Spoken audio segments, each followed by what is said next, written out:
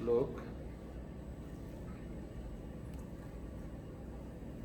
Chapter 1 श्लोक 44 है। अहवत मत पापम पूत व्यवसायिता शिता भयम जत राज्य शुक लोभेन तुम सजनम उद्दतः। तो यहाँ पर क्या कह रहे हैं कि ये कितना आश्चर्य की बात है कि हम सभी लोग जघन्य पाप कर्म करने के लिए उद्यत हैं, है ना। मैंने उस दिन बोला था कि युधिष्ठिर महाराज को जक्ष ने पूछा था ना कि सबसे आश्चर्य विषय क्या है? हाँ? सबसे आश्चर्य का विषय क्या है बता सकते हैं?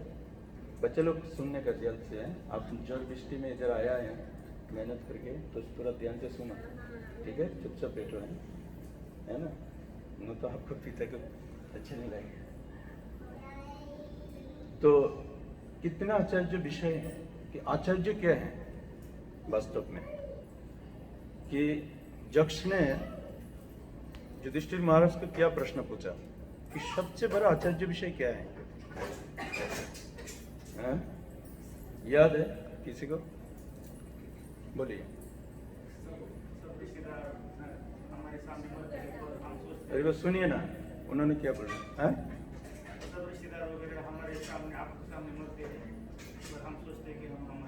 Oh very good, answer. तो सब लोग मर रहे हैं लेकिन फिर भी हम क्या कर रहे हैं? समझ रहे कि हम अमर है ना। तो ये आश्चर्य के विषय है ना।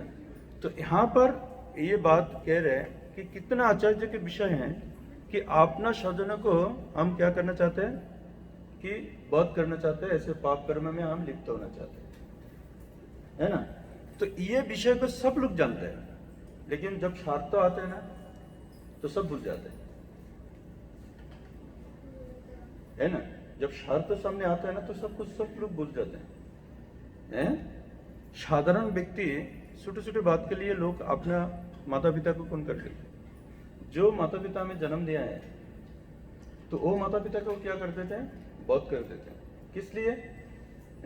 अभी थोड़ा दिन पहले मैंने ये देखा था कि एक व्यक्ति, हो सकता है उसके बच्चे लोगों ने उसका देखभाल नहीं कर रहे हैं, तो बुढ़ा हो गया, तो वो क्या किया, अपना घर भी बेचने डाला। उसको चलने के लिए तो कुछ चाहिए ना, है ना। तो उसने क्या किया, उसको घर बेचने के लिए पूरा ये कर दिया। अभी उसको बेटा ने किया, दोनों बेटा मिलकर उसको इतना मारा अपना पिता को। तो अपना पिता को मारना मतलब क्या है कि आप सामान्य जमीन जा सकते हैं, आपको जमीन जाएगा, परंतु ऐसे पाप कर्म से आप जमीन जाने के बाद आप उसको खरीद सकते हैं, लेकिन ये पाप कर्म से आप उद्धार कभी नहीं हो सकते।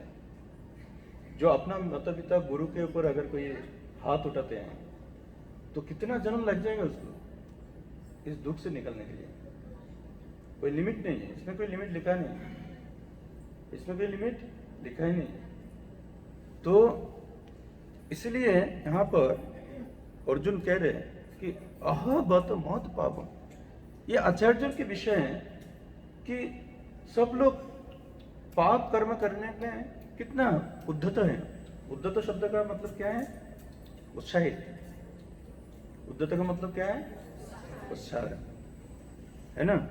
तो ये बात सभी लोग जानते हैं, आप सभी लोग जानते हैं पाप क्या है, पुण्य क्या है, लेकिन फिर भी पुण्य करते हैं, पाप करते हैं, है ना। तो इसलिए कौन से ऐसे व्यक्ति हैं जो इसमें से मुक्त हो सकते हैं? तो श्रील प्रभुपाद यहाँ पर लिखते हैं, जो साधु सुलभ व्यक्ति हैं, जो साधु हैं, वो उसमें से मुक्त होने के लिए वो कोशिश करते हैं। जो भौतिक जगत का लोग है वो ऑलरेडी पाप में है, तो उसको पाप और पुण्य में कोई अंतर नहीं देखते हैं। वो समझते कि ये मेरा जमीन है, ये जमीन किसका है? मेरा है ना। उसको मालूम नहीं कि वो लेके नहीं जा सकते, है ना। तो इसलिए ये बहुत ही आश्चर्य की विषय है ना, कि लोग क्या करते हैं, तुरंत से सुख बुक करते हैं। अगर समझो कि आप किसी से तुरंत जमीन ले लिया, समझो, अब क्या करोगे? उसमें तो आपको सुख, बहुत बड़ा सुख नहीं मिलेगा, हैं? वो किंचित सुख के लिए आप दूसरे को क्षति पहुंचा रहे। तो यहां पर अर्जुन कह रहे कि मैं राज्य भोग करने के लिए ऐसे पाप कर्म क्यों करूं? ये राज्य भोग करने के लिए देखो कि सामान्य राज्य भोग करने के लिए वो क्या कर रहे हैं कि इतना बड़ा पाप कर्म कर रहे हैं, जो कि गुरु को हत्या कर रहे हैं। आज का श्लोक और सब कुछ एकदम रिलेटेड है ना? तो इसलिए जिस गुरु से ज्ञान प्राप्ति करते हैं, है ना, तो वो गुरु के साथ कभी ऐसे, है ना, व्यवहार नहीं करना चाहिए। तो परंतु श्रील प्रभुपाद यहां पर क्या लगते हैं, लोग स्वार्थ के वशीभूत होते हैं, अपने स्वार्थ के लिए, अपने इंद्रिय तृप्ति के लिए।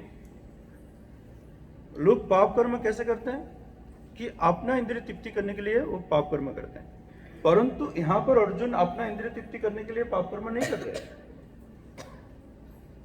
अर्जुन नहीं चाहते, अर्जुन बोल रहे कि मुझे नहीं चाहिए, मुझे नहीं चाहिए इतना धन दौलत का ये राज्य सुख, है ना, लेकिन मुझे पाप कर्म से बचना है। तो यहां पर जो कि लोग पाप कर्म करते तो लोग बोलते कि अरे तुम पाप क्यों कर रहे हैं, लेकिन यहां पर क्या हो रहा है, भगवान खुद कह रहे तुमको करना है, भगवान प्रोत्साहित कर रहे हैं, है ना। भगवान बोल रहे कि तुमको ये काम, आगे जाके बोलेगा ना, ये काम तुमको करना है, तो क्यों करना है फिर, है ना, प्रश्न होते हैं ना, क्यों करना है। हम लोगों ने इससे आगे का श्लोक में 6 पाप कर्म के विषय में जानते हैं ना। 6 पाप कर्म क्या था जिसको मृत्युदंड दे सकते हैं, किसी को विष प्रयोग करना, जहर गिलाना, घर में अग्नि देना, है ना, भूमि हड़पना, धन लूटना, पर स्त्री हरण करना है, और क्या है, हो गया 6, नहीं हुआ, है नहीं, क्या क्या है, किसी को विष अग्नि देना, ठीक है, विष प्रयोग करना 2, हाँ, भूमि हरण मतलब दूसरे की संपत्ति को लूटन करना है, और धन लूटन करना, धन, ये तो भूमि और धन में अंतर है, और पर स्त्री को हरण करना, और 14 क्या है, 6 नंबर क्या है,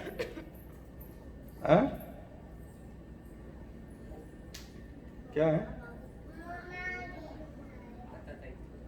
आतताई व्यक्ति। अगर पीछे से कोई समझो जो आतताई व्यक्ति है, अगर कोई आपको आघात करते हैं, मारने के लिए आते हैं, है ना, तुम्हारे बेटी बहुत डिस्टर्ब करते हैं क्या, है ना। आतताई मतलब जो जैसे लड़ने के लिए आते हैं ना, आपको मारने के लिए आए हैं, उस व्यक्ति के विषय में। तो ऐसे व्यक्ति को, ये जो 6 व्यक्ति हैं, तो उनको मारने का शास्त्र निर्देश देते हैं कि ऐसे व्यक्ति को आप परमिशन देते हैं। तो यहां पर अर्जुन कह रहे हैं कि ऐसे पाप कर्म मैं क्यों करूं, है ना। तो कौन सोच सकते हैं इस विषय को, कौन चिंता कर सकते हैं, है ना, इस विषय को कौन चिंता कर सकता है। तो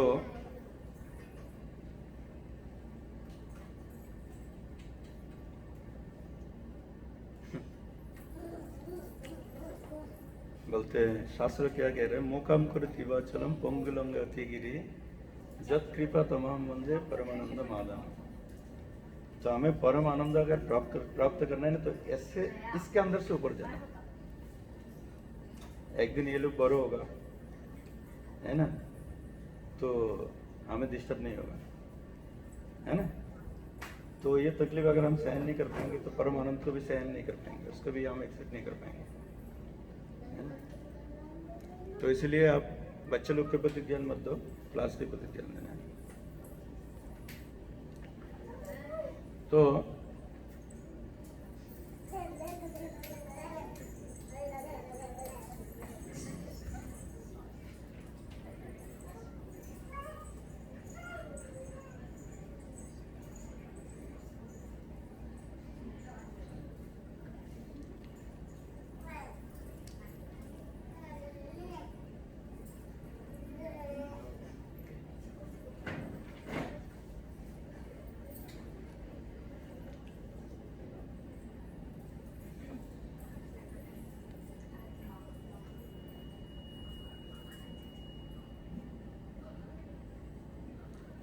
तो आज क्या है, श्रील सनातन गोस्वामी और श्रील सनातन गोस्वामी का जो है ना त्रिभव तिथि है, डिसअपीयरेंस डे।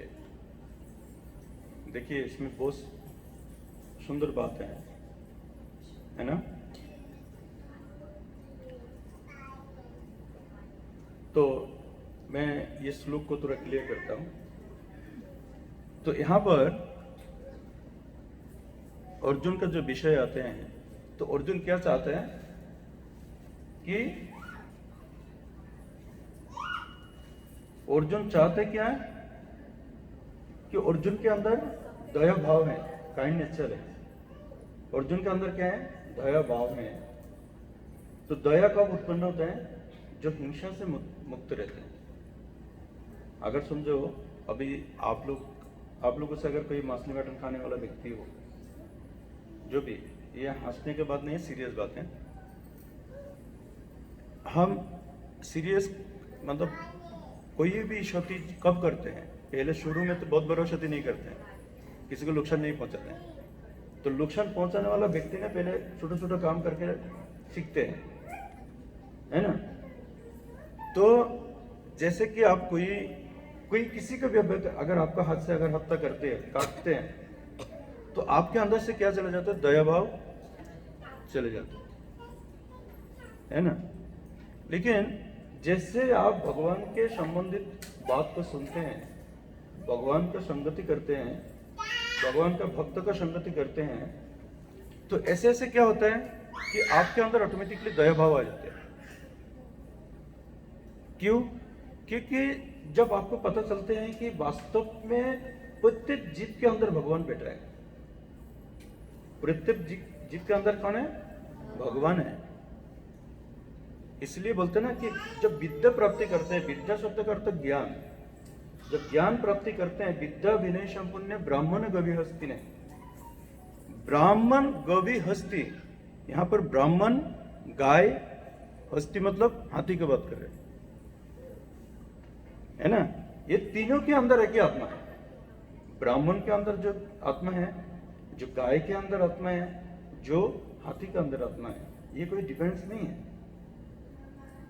है ना। जो पंडित व्यक्ति हैं बोलते शून्य चेप स्वपक्वश, पंडित तो समदर्शी। जो पंडित व्यक्ति हैं वो समदर्शित करते हैं, है ना।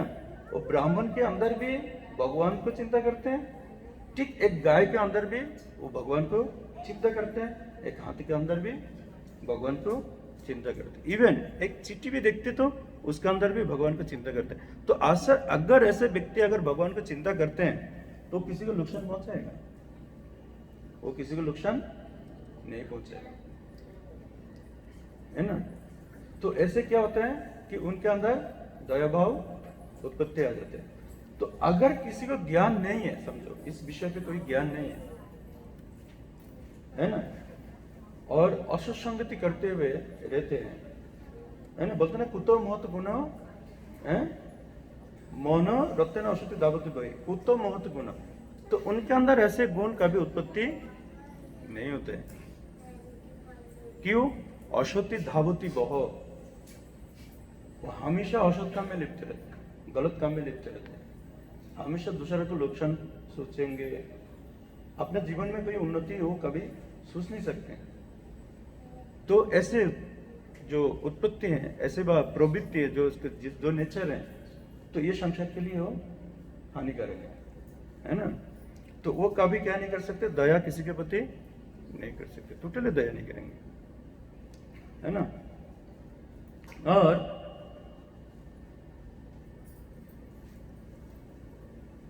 तो यहां पर हम देखते हैं कि भीम, आप भीम का आचरण देखोगे ना शास्त्र के अनुसार, वो तो एकदम राक्षस की तरह करते हैं भीम, है ना। देखो फिर इसमें क्या डिफरेंस है। भीम उसने प्रतिज्ञा लिया कि दुशासन का छाती फट के खून पिएगा, ठीक है।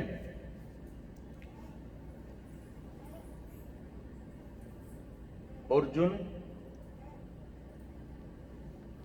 नकुल, सहदेव, भीम, युधिष्ठिर, ये पांचों भाई है। तो पांचों भाई भगवान के भी भक्त हैं, पांचों भाई भगवान के भी भक्त हैं। आप देखो कि भीम भगवान के भक्त होने के बाद भी उनको दुख भुगतना पड़ा। भीम भगवान के भक्त हैं, उसके कर्मों के कारण वो हमेशा इंडिपेंडेंट रहना चाहते हैं, मतलब वो हमेशा लड़ते थे बहुत, युधिष्ठिर महाराज के साथ भी लड़ते थे, लेकिन युधिष्ठिर महाराज इतना उनके अंदर कंट्रोल पावर थे कि पांचों भाई को साथ करके रखा उन्होंने, है ना। लेकिन बहुत बोलते थे भीम, इतना बड़ा बड़ा बात करते थे कि वो गुस्सा सहन नहीं कर पाता था, वो गलत नहीं बोलता था। भीम कभी गलत नहीं बोलते हैं, भीम बोलते कि आप इतना सहन क्यों कर रहे हैं। लेकिन युधिष्ठिर महाराज इतना सहन करते थे, है ना, इतना सहन करते थे, जो कि वो जानते थे, क्योंकि वो ऑलरेडी धर्मराज थे। कौन थे? धर्मराज थे। तो युधिष्ठिर महाराज जब स्वर्ग जा रहे थे, तो भीम को ये दुख भुगतना पड़ा। भीम को बहुत कष्ट हुआ, है, सभी को हुआ, अर्जुन को भी हुआ, है, सभी को। तो कभी भी आप जो कर्म करते हैं याद रखना, आप भगवान के साथ रहो व भक्तों के साथ रहो, लेकिन आपको कर्म फल हमेशा भुगतना ही पड़ेगा। आप भगवान के बाजू में बैठे रहो, आप समझ रहे हो, समझो कि एकदम भगवान के बाजू में बैठे आप चामर दुला रहे हो, हैं, आप समझो एकदम आरती कर रहे हो आप, तो लोग समझते कि आपसे आशीर्वाद देना है मुझे। आशीर्वाद दे सकते आप, ऐसा नहीं कि आप आशीर्वाद दे नहीं सकते, इवन आप आशीर्वाद भी दे सकते हैं, लेकिन आप मुक्ति नहीं मिलेगा आपको। आपको कर्म के कारण आपको मुक्ति नहीं मिलेगा, आप समझ रहे हो। तो इसलिए कभी भी प्राउड फील करने का कोई जरूरत नहीं है कि मैं एकदम बहुत कुछ कर लिया, अब एकदम बहुत नजदीक पहुंच गया, है ना। क्योंकि नजदीक तब मिलते हैं जब आपका कर्म अच्छा हो, है ना। लेकिन आपका कर्म अच्छा है, आप भगवत प्रेरित कर्म करते हैं, तो आप कितना दूर भी रहो, भगवान वहां पर जाके आपसे मिल जाएगा, भगवान वहां पर जाके आपसे मिल जाएगा। परंतु अगर आपका कर्म अच्छा नहीं है, परंतु आप भगवान के साथ रह रहे हो, फिर भी आप भगवान के साथ नहीं रह सकते, है ना। तो कैसे, इसका डेफिनेशन क्या होगा, कहाँ रहना है, अंतर में ना, अंदर। अगर किसी को रहना है तो किधर रहना चाहिए, अंदर रहना चाहिए। अगर समझो कि मन में नहीं है, अभी समझो आपने बहुत अच्छे आइटम बनाए खाने के लिए दिया, लेकिन आपको मन में उनके प्रति संतुष्टि नहीं है, तो आपने खाना दिया लेकिन चेहरा में बहुत आपने क्रूर भाव दिखा रहे, तो व्यक्ति नहीं खाएगा। अगर खाएगा भी संतुष्ट नहीं होगा। परंतु आपने अच्छे से बनाया, खराब भी बनाया, नमक भी कम दिया समझो, परंतु आपका व्यवहार इतना अच्छा है, वो समझ जाएंगे कि आपने गलती से नमक कम दिया, और वो संतुष्ट होके जाएंगे। इसका मतलब अपने आचरण से आप उस चीज को क्या कर सकते हैं, हासिल कर सकते हैं, प्राप्ति कर सकते हैं। तो आज बैश पूर्णिमा है, आज का दिन में व्यासदेव का आविर्भाव हुआ था। तो व्यासदेव मतलब एक्चुअली श्रील कृष्णदास कविराज गोस्वामी बोलते हैं, वृंदावन दास ठाकुर जो उन्होंने लिख के किया है, बोलते हैं ना, उन्होंने जो चौरबन किया, चौरबन मतलब जो जैसे गन्ना, गन्ना समझते हैं, गन्ना होता है ना गन्ना, तो गन्ना का रस उन्होंने चूस के किया, समझो मीठा ले लिया, तो उसको चौरबन करना है। कृष्णदास कविराज गोस्वामी बोलते हैं कि उन्होंने तो ऑलरेडी मीठा को ले लिया, जो असली चीज है उन्होंने हासिल कर लिया, और उसी को हम फिर से दोहरा रहे। हमारा कुछ से कुछ नहीं है, हम अपना कुछ से कुछ कर नहीं रहे।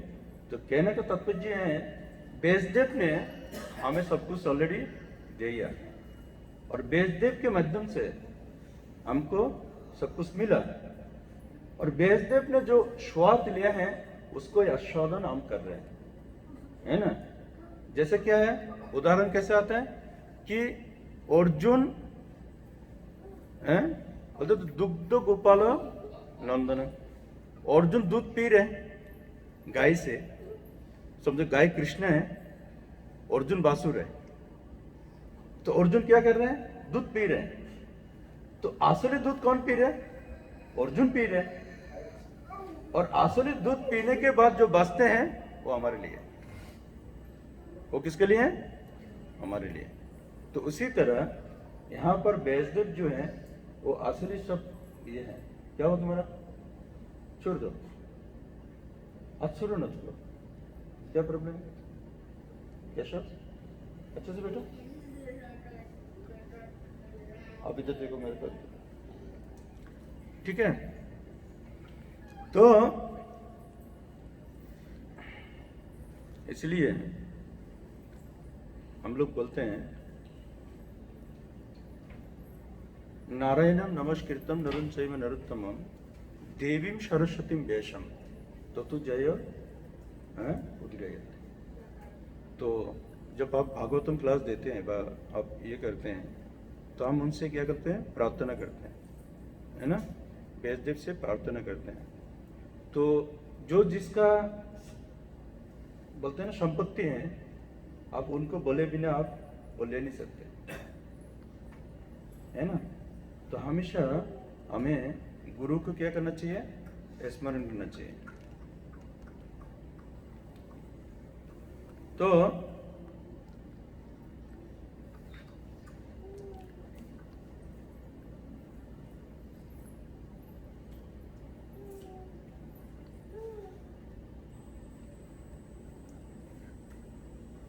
एक बार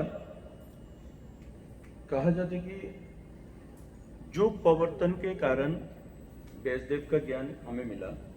इससे पहले जो ना महादेव ये सप्त ऋषि को ज्ञान दिए थे। महादेव को भी गुरु कहा जाए, महादेव को भी क्या बोलते हैं, गुरु कहा जाता है। ये बच्चे लोग डिस्टर्ब करे ना तो मेरा माइंड बहुत ये हो रहा है, ठीक है, थोड़ा सा ऐसे मत करो क्योंकि मेरा ना, मैं बहुत तैयारी किया था सुबह से, लेकिन मेरा डिस्टर्ब हो गया। तो कहा जाता है कि एक बार क्या हुआ कि महादेव तपस्या कर रहे थे। तो महादेव जब तपस्या कर रहे हैं तो वहां पर सप्त ऋषि पहुंच गए थे। तो सप्त ऋषि पहुंचने के बाद तो महादेव से सप्त ऋषि ने पूर्ण रूप से ज्ञान प्राप्ति किया। तो इसलिए यहाँ पर महादेव को भी आदि गुरु कहा गया। फिर व्यासदेव हमारे लिए सभी के लिए गुरु है। तो गुरु का डेफिनेशन कैसे बताया मालूम है कि गुरु हमें कैसे पहुंचाते हैं। एक शिष्य, आप घड़ी का कांटा देखा ना, क्लॉथ कैसे, कौन से वाला ज्यादा घूमते हैं, सेकंड का, जो सेकंड में चलते हैं वो क्या करते हैं, ज्यादा घूमते हैं, है ना। तो 60 स्टेप अगर वो मारते हैं तो मिनट क्या करते हैं, एक स्टेप मारते हैं, है ना। अभी समझो जब मिनट है वो 60 स्टेप मारते हैं तो घंटा है वो एक ही स्टेप मारते है ना। अभी आप देखो कि गुरु शिष्य की परंपरा यहाँ पर भगवान कैसे साइंटिफिक, ये उदाहरण है कि शिष्य अगर समझो कि बहुत भाग के जाते हैं ना गुरु के पास, तो गुरु उनको आगे पहुंचाने के लिए एक कदम बढ़ाते है ना।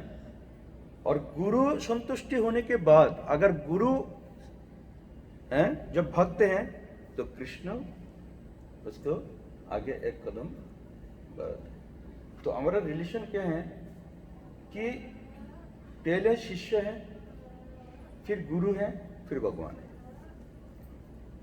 है ना। तो शिष्य को ज्यादा क्या करना चाहिए, अनुशासन और मेहनत करना चाहिए। शिष्य को अनुशासन में रहना चाहिए और क्या करना चाहिए, उनको मेहनत करना चाहिए। अगर वो मेहनत नहीं करेंगे तो गुरु को संतुष्टि करना तो इतना आसान बात नहीं है। सनातन गोस्वामी और श्री नरोत्तम दास ठाकुर का विषय आते हैं तो नरोत्तम दास ठाकुर वो किसका पुत्र थे, राजा का पुत्र थे नरोत्तम दास ठाकुर। और उन्होंने शिक्षा प्राप्ति किससे किया, श्री जीव गोस्वामी है ना। तो देखो ना परंपरा कैसे है, श्री जीव गोस्वामी और सनातन गोस्वामी ये सासा बातीजा है। सनातन गोस्वामी का छोटा भाई का लड़का है जीव गोस्वामी, ठीक है, समझ में आ रहा है। सनातन गोस्वामी का छोटा भाई का लड़का है जीव गोस्वामी, ठीक है। तो जीव गोस्वामी के पास 3 शिष्य गए थे, श्रीनिवास आचार्य, नरोत्तम दास ठाकुर, श्यामानंद। हाँ, नरोत्तम दास ठाकुर और श्यामानंद। जो श्यामानंद है ना, जो नौकुर श्यामानंद जो ये करते हैं संप्रदाय, नहीं वो नहीं है, वो श्रीनिवास पंडित है, ये श्रीनिवास आचार्य है। हाँ, तो तीनों उनसे ज्ञान प्राप्ति किया। तो तीनों ज्ञान प्राप्ति करने के बाद उन्होंने सबसे पहले जो बुक डिस्ट्रीब्यूशन का लीला आते हैं, तो जीव गोस्वामी ने सबसे पहले उन लोग को ये बुक डिस्ट्रीब्यूशन का दायित्व दिया था। तो मैं जस्ट आपको हिंट्स दे रहा हूं। तो ओ नरोत्तम दास ठाकुर इतना ज्ञानी हो गया, इतना विदग्ध पंडित हो गया है ना। और उनका बैकग्राउंड देखो, वो एक राजा का बेटा है, परंतु उन्होंने गुरु चुना किसको, श्रील लोकनाथ दास गोस्वामी को। तो लोकनाथ दास गोस्वामी तब समय में क्या है कि बहुत लोग बहुत समझो कि अगर ऐसे मैं लोकनाथ दास गोस्वामी का भी परंपरा बैकग्राउंड देखा था कि वो भी बहुत पावरफुल थे, लेकिन फिर भी नरोत्तम दास ठाकुर का ज्ञान के माध्यम देखा जाए तो लोकनाथ दास गोस्वामी समझ रहे थे कि मैं यज्ञ नहीं हूं, मैं ये इसको शिष्य वर्ण करने का यज्ञ मैं नहीं हूं, गुरु समझ रहा था। ठीक भक्ति सिद्धांत सरस्वती ठाकुर का विषय में भी, जब भक्ति सिद्धांत सरस्वती ठाकुर जब गौर किशोरदास बाबा जी महाराज से दीक्षा लेना चाहते हैं, तो उस टाइम भी गौर किशोरदास बाबा जी महाराज बोलते हैं कि मैं तुमको दीक्षा देने के लिए यज्ञ नहीं हूं, क्योंकि गौर किशोरदास बाबा जी महाराज वो मेटेरियल कोई शिक्षा उनके पास नहीं था, है ना। तो लोकनाथ दास गोस्वामी महाराज भी नरोत्तम दास ठाकुर को दीक्षा देना नहीं चाहते। ध्यान से सुनो। तो फिर क्या हुआ, नरोत्तम दास ठाकुर लोकनाथ दास गोस्वामी से दीक्षा लेने के लिए उन्होंने पीछू नहीं छोड़ा। उन्होंने क्या किया कि लोकनाथ दास गोस्वामी उस टाइम क्या होता था, बाहर टॉयलेट करते थे, जंगल में टॉयलेट करते थे। तो उनको संतुष्टि करने के लिए उन्होंने क्या किया, तो वो जहां पर टॉयलेट करते थे ना, वो टॉयलेट का जगह को साफ कर देते थे। तो हमेशा टॉयलेट का जगह को साफ रहते थे। और कैसे क्या करते थे, आप अगर बोलोगे तो बोलते अरे कैसे कैसे, उन्होंने हाथ से गुरु का विष्टा लेके, मतलब मौल जब त्याग करते हैं उन्होंने हाथ से लेके कुटुरी में रखते हैं और रख के सर पे लेके दूर जाके फेंक के आते थे। क्या करते थे? हाथ से लेके, है ना। तो कोई भी शिष्य अगर प्रगति करना है ना, बहुत उन्नति करने है ना, तो सबसे पहले उनको मेहनत ना गुरु के प्रति होना चाहिए। जो शिष्य अपना गुरु को सेवा करते हैं ना, तो वो शिष्य, यहां पर अगर प्रमाण देखो कि चैतन्य चरितामृत में ये माधवेंद्रपुरी के प्रमाण आते हैं कि भगवान चैतन्य महाप्रभु चाहते तो वो माधवेंद्रपुरी से दीक्षा ले सकता था, परंतु चैतन्य महाप्रभु एक मायावादी सन्यासी से उन्होंने दीक्षा लिया, ईश्वरपुरी मायावादी। तो ईश्वरपुरी से उन्होंने दीक्षा लिया। क्यों दीक्षा लिया? क्योंकि ईश्वरपुरी जो है, वो जो माधवेंद्रपुरी थे उनका बहुत सेवा किया था। ईश्वरपुरी जो चैतन्य महाप्रभु का जो गुरु है, तो उन्होंने बहुत ही सेवा किया और सेवा संतुष्ट होके फिर जाके चैतन्य महाप्रभु ईश्वरपुरी से दीक्षा लिया। तो यहाँ पर कहने का तात्पर्य क्या है कि एक शिष्य को कितना तीव्रता होना चाहिए गुरु के प्रति, है ना, गुरु के प्रति कितना तीव्रता होना चाहिए। तो अभी क्या हुआ, लोकनाथ दास गोस्वामी जब भी वो शौचालय में जाते थे तो नरोत्तम दास ठाकुर चुपके से बैठा रहते थे, और जैसे वो टॉयलेट करके जाते और तुरंत जाके वो अच्छे से साफ सफाई कर देते और सुगंधित जल इत्यादि इत्यादि वहां पर ये कर देते। तो लोकनाथ दास गोस्वामी बोलते कि रे ये कौन करते ऐसे?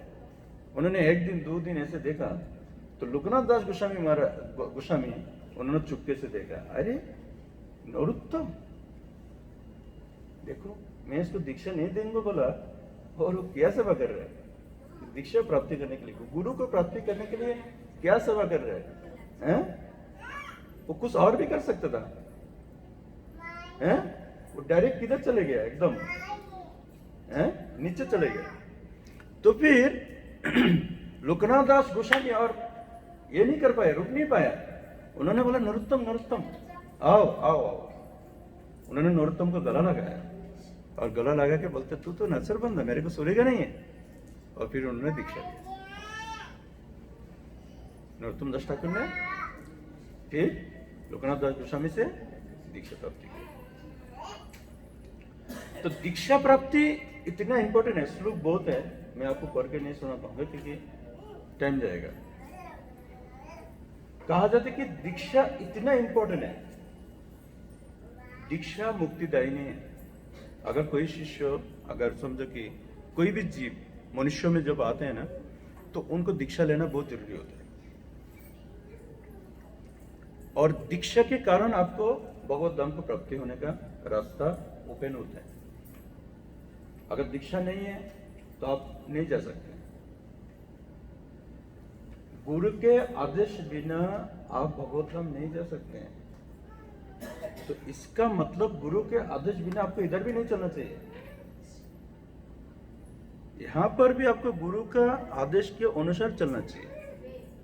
आप अगर देखो भागवतम में कितना सारा उदाहरण है, ये जितना भी राजा थे सभी राजा के पास एक राजगुरु, ओनली एक नहीं है।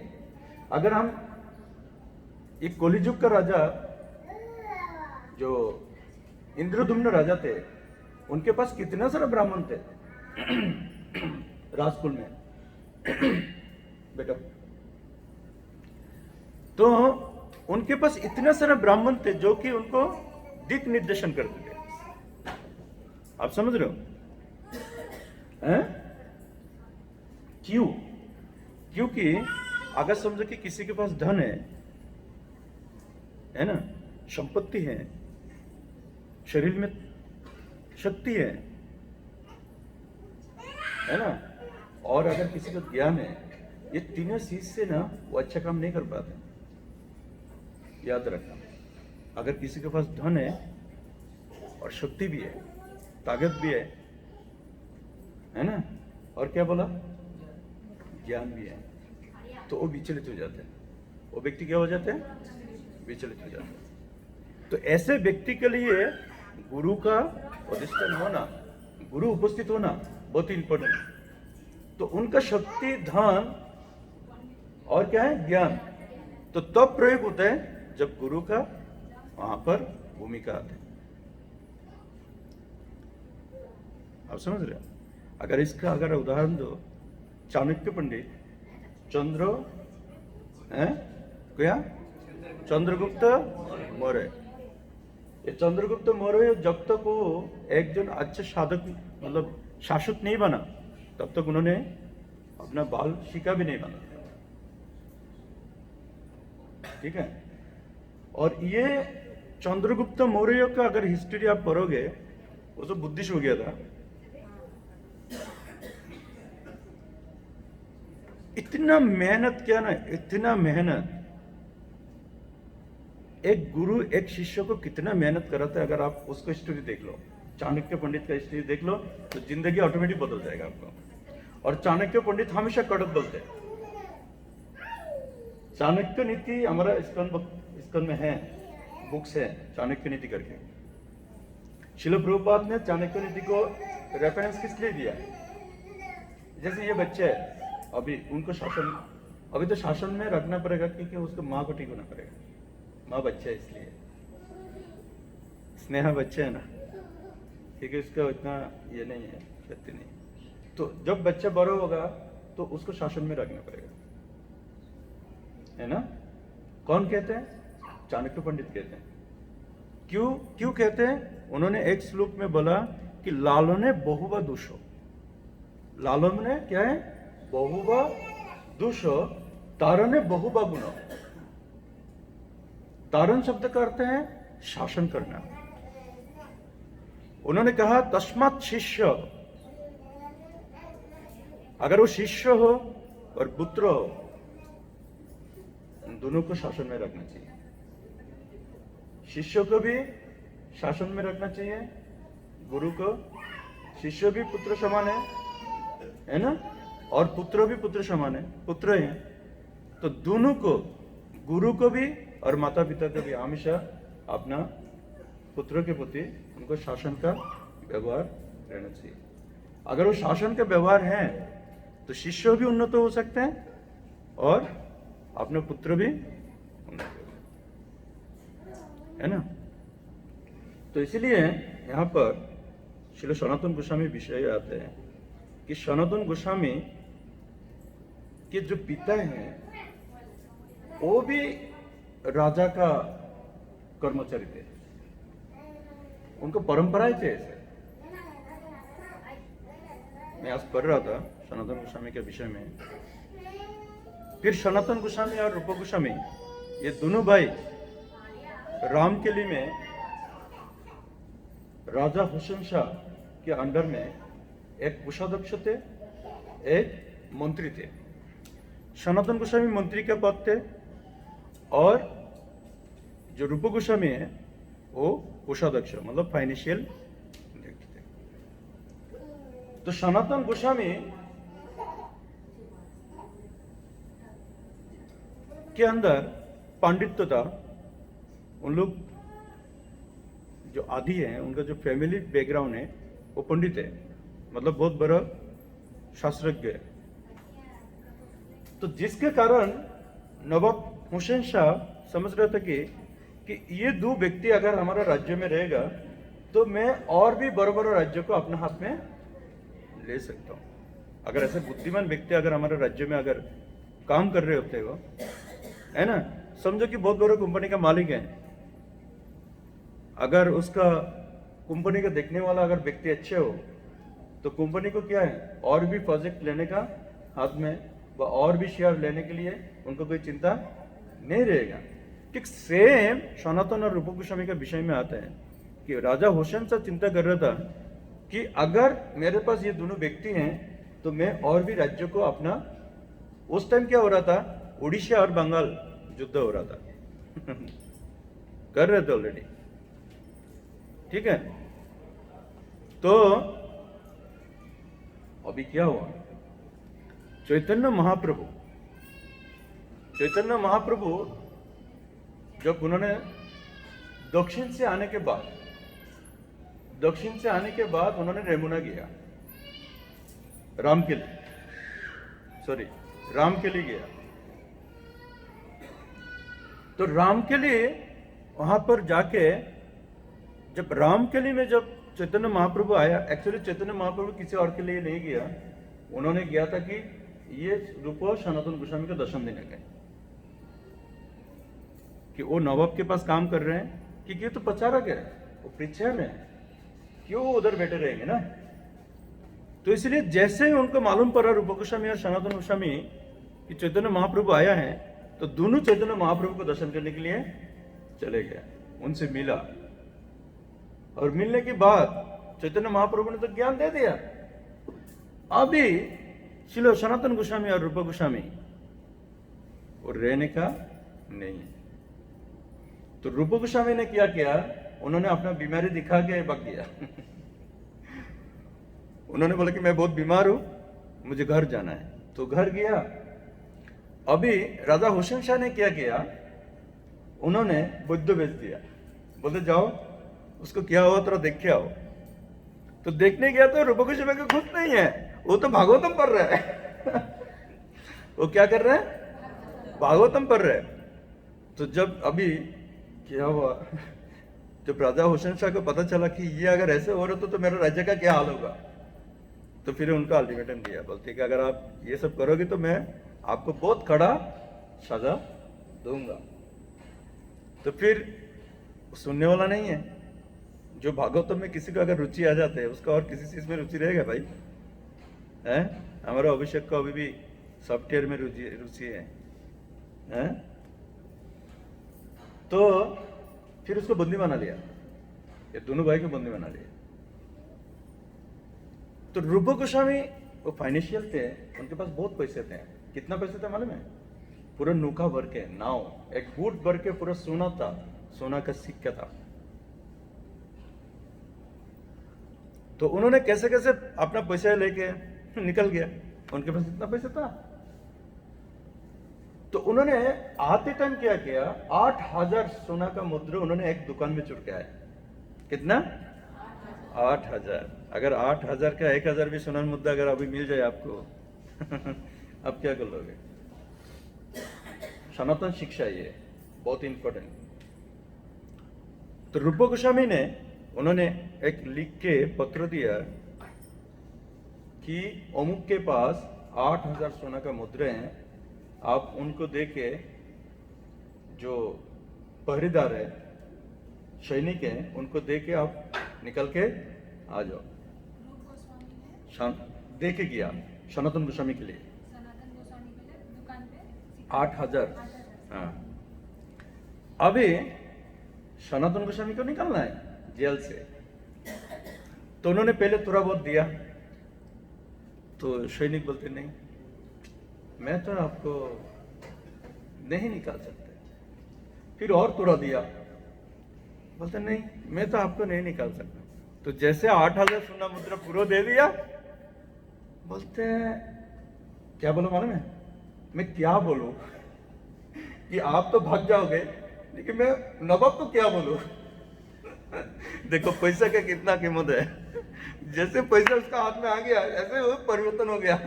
अभी बोला कि ठीक है आप चले जाओ, लेकिन मैं नवाब को क्या बोलूं, है ना? तो बोलना भाग गया, बोलते ठीक है आप भाग जाओ, है ना? तो भाग गया, चले गया। तो अभी सनातन गोस्वामी, उनका भी छुटकारा हो गया। अभी छुटकारा होने के बाद चैतन्य महाप्रभु वाराणसी में थे, वाराणसी। तो वाराणसी में जब सनातन गोस्वामी पहुंचा, तो चैतन्य महाप्रभु ने वो अंदर चंद्रशेखर ना किसका घर में थे, वो चंद्रशेखर नाम का कोई, तो उनको बोला जाओ तुम्हारा आंगन में कुटियर में ना एक महान साधु आया है। क्या बोला? एक महान साधु आए हैं, उनको लेके आओ। तो चंद्रशेखर गया, जाके उसके देखा कि यार इतना लंबा लंबा दाढ़ी है, और ऊपर तो क्योंकि राजा का काम करते थे ना, तो बहुत बड़ा मोटा शाल है, बहुत महंगा शाल पहना हुआ। बोलते मैं तो किसी को नहीं देखा। बोलते आप किसी को नहीं देखा? बोलते मैंने एक किसी को देखा, वो हुजूर है, वो कौन सा महासाधु है? बोलते उसको बुला के लेके आओ। क्योंकि तब समय क्या होता था, जैसे हमारा फिल्म इंडस्ट्री में ये दिलीप जो नाम है ना, सब मुस्लिम है। मुस्लिम है, नाम परिवर्तन करके वो अपना फिल्म चलाया। अभी लोगों को पता है कि ये मुस्लिम है, अगर पहले पता चलते तो उसको फिल्म नहीं देखते थे लोग। तो ऐसे जो मुस्लिम के पास काम करते ना, तो उनको मुस्लिम के भेष में रहना पड़ता था। फिर चैतन्य महाप्रभु से मिला, तो चैतन्य महाप्रभु ने सनातन गोस्वामी को बोला, आपको तो वैराग्य आया लेकिन आपने विषय को त्याग नहीं दिया। तो सनातन गोस्वामी चिंता करता है, क्या विषय क्या है, मेरे पास तो कुछ नहीं है। कोई कह सकते सनातन गोस्वामी के पास क्या था, किस चीज का विषय बोला? हाथ उठाओ कोई। दाढ़ी विषय नहीं है। शल चैतन्य महाप्रभु बोला, क्या इतना महंगा शल लेके भक्ति कैसे करेगा, है ना? तो फिर उन्होंने उसको कैब दे दिया। तो सनातन गोस्वामी का जब वो निकल के आए थे, तो उनके साथ ना एक सर्वेंट थे। एक घटना आते हैं, जब वो वन में आ रहे थे ना, तो रास्ता में ना एक होटल आता है, तो रात को रुकने के लिए कोई ये नहीं मिलते, तो ऐसे झुपड़ी मिल गया, तो उनको रुकने को ये हुआ। तो उनके पास कुछ मुद्राएं थे, आई थिंक कुछ 8 मुद्रा की कुछ ऐसे मुद्रा थे बचा, मतलब वो दे दिया, सब देने के बाद भी उनके पास कुछ मुद्रा बचे थे। तो अभी जिधर रुका था ना, वो व्यक्ति एस्ट्रोलॉजर था। तो वो क्या करते हैं कि गेस्ट को रुकाते हैं और रात को उसको मार डालते हैं, और मार के उसके पास जितना भी मतलब पैसे रहते हैं सब ले लेते थे, जितना भी धन है सब लूट लेते। अभी सनातन गोस्वामी तो और बिक गए। तो सनातन गोस्वामी जैसे उधर पाए रखा ना, तो वो मीठे मीठे बात किया, तो मीठे बात के अंदर वो समझ गया कि ये कोई गलत करने वाला व्यक्ति है। तो सनातन गोस्वामी ने क्या बोला, बोलते हैं अरे मेरे पास ना कुछ सोना का मुद्रा है। मैं बोला मैं क्या करूंगा, ऑलरेडी सोना का मुद्रा बचा है, मेरे पास तो और कुछ नहीं है, ये आप रख दो। सनातन गोस्वामी पहले दे दिया पहले दे दिया। तो एस्ट्रोलॉजर बोलता आपको कैसे पता है कि मैं आपसे ले लूंगा ना, ऐसा कुछ नहीं है। मैं बोला कि मेरे पास धन विषय है ना, तो हमें कोई डिस्टर्ब कर सकते, इसलिए मैं आपको दे दिया। तो वो दे के सनातन गोस्वामी उधर से निकल गया, और निकलने के टाइम तो उनका जो सर्वेंट है ना, आजकल बहुत सर्वेंट सालक रहते हैं ना, वो सालक सर्वेंट बोलते हैं उनको जो भी बात करते थे उस टाइम, गुरुजी व जो भी है ना, तो उन्होंने बोला मैं एक चालाकी किया। क्या किया? मैंने सब कुछ दे दिया, एक मुद्रा रख दिया मैंने। तो सनातन गोस्वामी को जब ये बात सुनने को आया, बोलते तू विपत्ति लेके अभी भी चल रहा है, बोलते तू ही भाग जा। तो सनातन गोस्वामी ने उसको ही त्याग दे दिया। उसको क्या किया? त्याग दे दिया। सेम रथ यात्रा का अभी पीरियड चल रहा है, तो सनातन गोस्वामी का ये रथ यात्रा का एक विषय आते हैं। एक बार सनातन गोस्वामी वो वाराणसी उड़ीसा घूम के कहाँ पर उन्होंने आई थिंक साउथ में भी गया था। जाते जाते उन्होंने बहुत जगह में नहार के आया ना, बहुत नाला डूबा में बहुत किधर नहार के उनका ना तो कि बीमार आ गया शरीर, ऐसे बीमार हुआ जैसे कोड़ा उठते हैं ना, ऐसे हो गया। फिर कुछ जगह ना जैसे कुष्ठ होते हैं ना, ऐसे हो गया था। तो सनातन गोस्वामी परेशान हो गया। तो उन्होंने बोला कि ये शरीर से तो मैं भगवान का सेवा नहीं कर सकता। तो आगे जो रथ यात्रा आ रहा है ना, तो उसमें मैं जो है ना अपना शरीर को त्याग दे दूंगा। तो अभी क्या हुआ, चैतन्य महाप्रभु के पास आया तो चैतन्य महाप्रभु को तो ये किसी ने बताया नहीं है, लेकिन चैतन्य महाप्रभु ने उनको बताया। क्या बोला? सनातन, तुम कैसे चिंता कर सकते हो कि तुम्हारा शरीर तुम त्याग दोगे? ये शरीर कौन बोल सकते? तुम बोल सकते ये शरीर तुम्हारा है? हैं? तुम अभी मेरा शिष्य हैं? वो कौन है? सनातन गोस्वामी किसका शिष्य है? चैतन्य महाप्रभु का। इसीलिए जब कोई गुरु से दीक्षा लेते हैं तो शरीर अपना नहीं रहते, वो गुरु का हो जाते हैं। क्यों? क्योंकि शास्त्र कहते हैं दीक्षा काले शिष्य करे आत्मसमर्पण, সেই काले गुरु तारे करे आत्मसम। मतलब शिष्य आत्मसमर्पण करते हैं, गुरु ग्रहण करके भगवान तक पहुंचा देते हैं। गुरु का रेस्पॉन्सिबिलिटी है भगवान को पहुंचाना है। इसके बाद आपका शरीर कैसे हो सकता है आपका है? तो फिर चैतन्य महाप्रभु ऐसे बोला, बोलने के बाद जाओ नहार के आओ, और जैसे नहाने गया ना, ऐसे उनका पूरा शरीर एकदम सुस्त हो गया। सनातन गोस्वामी का जितना बीमारी था वो पूरा निकल गया। तो ऐसे सनातन गोस्वामी जो है, आज उनका डिसअपियरेंस डे तिरुवत तिथि है। तो आज का दिन बहुत ही महत्वपूर्ण किस लिए है कि आज गुरु पूर्णिमा विषय है। ठीक है, तो ये तीनों चीज में गुरु आता है। भगवद गीता में भी आया, गुरु के प्रति अन्याय नहीं करना चाहिए। वेश पूर्णिमा के भी सेम बात आया कि गुरु, जिस गुरु से हम शिक्षा लेते हैं, जिस गुरु से हम दीक्षा लेते हैं, क्योंकि गुरु के बिना मुक्ति नहीं हो सकता। ठीक है, थर्ड पॉइंट क्या है? सनातन गोस्वामी है ना।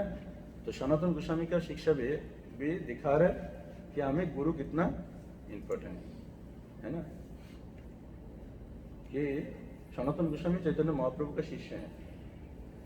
तो चैतन्य महाप्रभु क्या कह रहे हैं कि तुम मेरा शिष्य हो, ये शरीर मेरा है, तुम्हारा नहीं है। तुम कह नहीं सकते कि ये शरीर को तुम त्याग दे सकते, है ना। तो इसीलिए हमें क्या करना चाहिए? गौरी का काटा कौन से बोला है? वॉश कैसे होता है? सेकंड का काटा क्या करता है? बहुत दूर है।